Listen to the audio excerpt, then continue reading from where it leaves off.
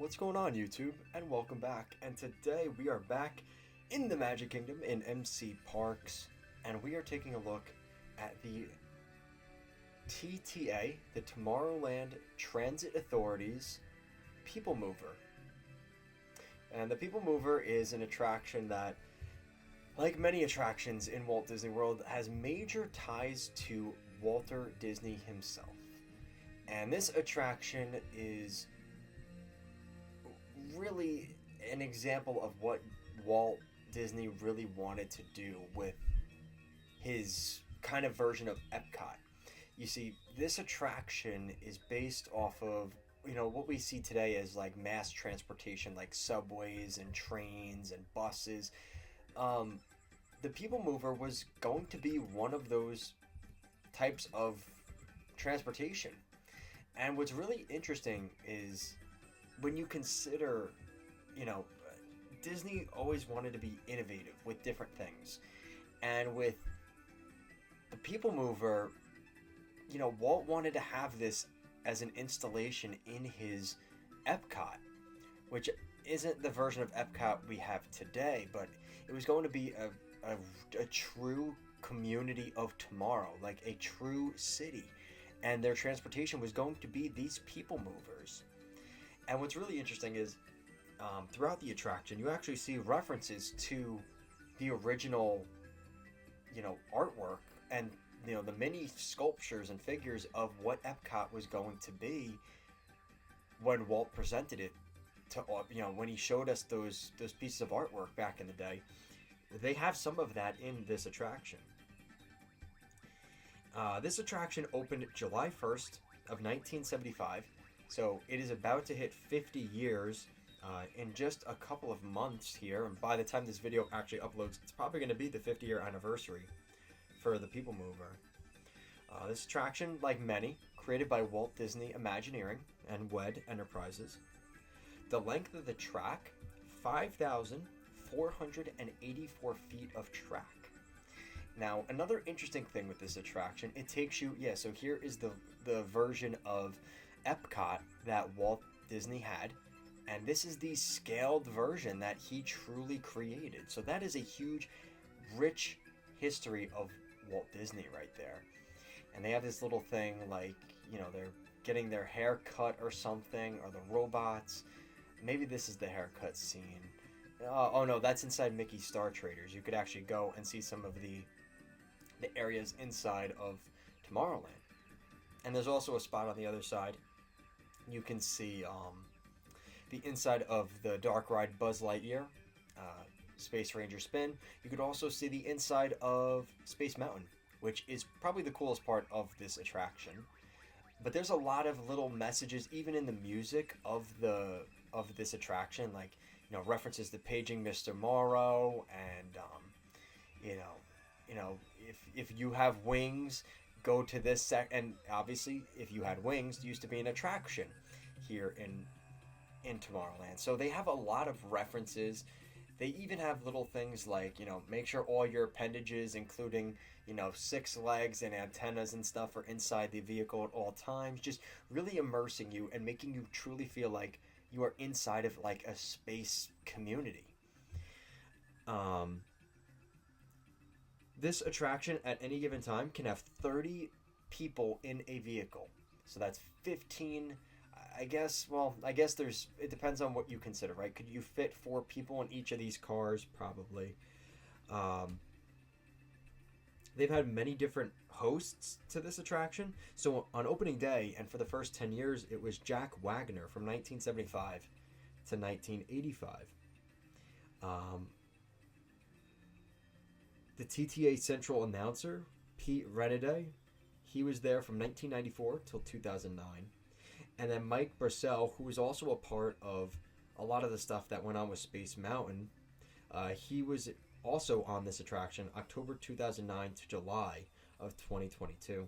BJ Ward, who is the safety voice for the attraction, sent from October 2009 until today. And then Steven Stanton, who also is ORAC, who is part of ORAC 5 in this attraction. He's been in this attraction since July of 2022, of 2022 till today.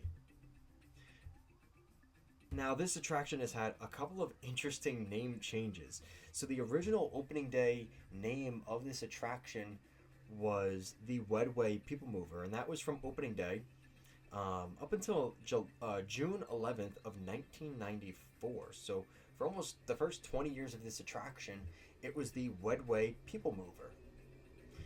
And then, as kind of the sort of the new Tomorrowland that, Michael Eisner was trying to establish, a pretty big part of that was the People Mover, and they changed the name to the Tomorrowland Transit Authority, and kind of leaning more into the sort of like, this is part of Tomorrowland's transit, where aliens are kind of, transporting from different areas of the galactic, from the galaxy to here, kind of thing. So they did that, and then in 2010, so for about 15 to 16 years, it was the TTA. And then it became the happy medium between both in 2010, which was the Tomorrowland Transit Authority People Mover. And that was the name, still used on the Walt Disney World website, Magic Kingdom guide maps, and some old signage. They still call it the TTA People Mover.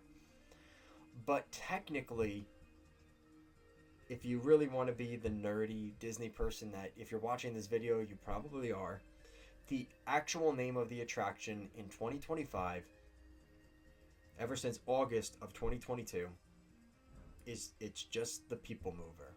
It is once again the People Mover. So it's been any version of the People Mover, the TTA, the People Mover, TTA. Now it is back to the People Mover. So who knows what it's going to be called in its next iteration. Is it going to be the Wedway TTA People Mover? I don't know what they're going to do with it. Or do they go back into the roots of Disney and call it Walt Disney's People Mover? Because I think that would actually make the most sense when you really think about it. Walt Disney's People Mover actually is giving the history to Walt. Walt's creation, obviously the scale model, that's all from Walt, and the concept here for the People Mover is Walt Disney's concept. And it's not like it would be out of place, because the Carousel of Progress already has Walt Disney's name attached to it, Walt Disney's Carousel of Progress. Why not make this Walt Disney's People Mover? I think it does work. I think the only way that Disney would ever do something like that is Disney would have to lean into the fact that this attraction and this whole land is a glorified version of Tomorrow that never was.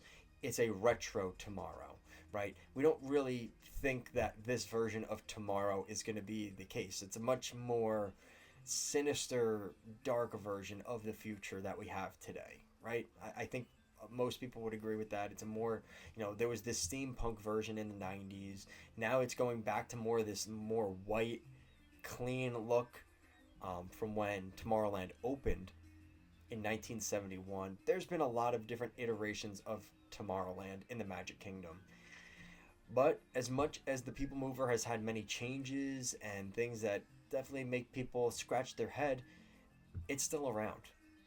And if you go to Disneyland, they are still mourning the loss of that 90s attraction that replaced it, Rocket Rods, which was originally the People Mover. Disney World never fell for it. Walt Disney World never got to the point where they tried to make this Rocket Rods. It always stayed People Mover, and it's still operating today. And the Tomorrowland People Mover in Disneyland, yeah, like the structure is all there, but there is no track for the People Mover anymore. So it just sits there abandoned. So that's going to do it for today. Hopefully you guys enjoyed today's video. I enjoyed making it. I enjoy talking about the stuff in Tomorrowland. I really love Tomorrowland. It's a land that definitely evokes nostalgia, not only because of Walt's presence with the Carousel of Progress and the People Mover and Space Mountain and obviously Stitch and things like that, but there's this sense of optimism that I think in 2025 we don't have that optimism for the future like they had when Tomorrowland was built, or a few years after this area was made. It's just a different way of looking at things, and it's kind of interesting looking at, the way we used to think the future was going to look. But anyway, that's going to do it for today. Hopefully you guys enjoyed this video. If you like this content, want to see more videos just like this one, make sure to like, comment, share, and subscribe. And that's going to do it. Have a magical day, guys.